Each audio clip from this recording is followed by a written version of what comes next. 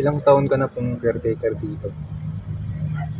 20 years. Ano pong history ng bahay na to? Ba't po na-abandonado? May pangyayari na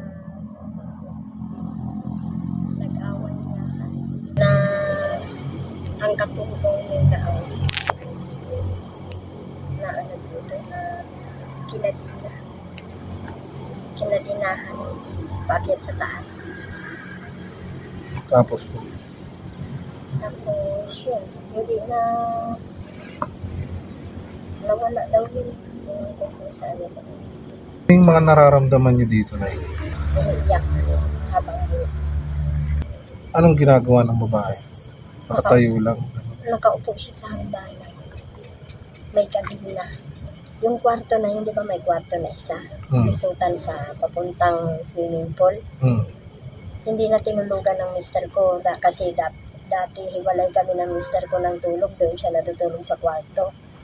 Ay dumaan yung babae. Nakakulambo siya.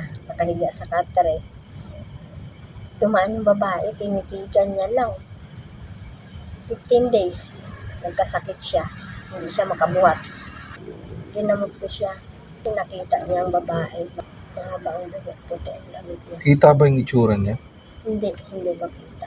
Kasi nagsiswimming siya sa sa swimming pool eh. Ay mister ko hindi na nakagalaw doon sa kutsyon na hinigaan niya. Saan madalas nagpaparamdam yung binabanggit niyo na sa taas? Sa taas ng gagaling.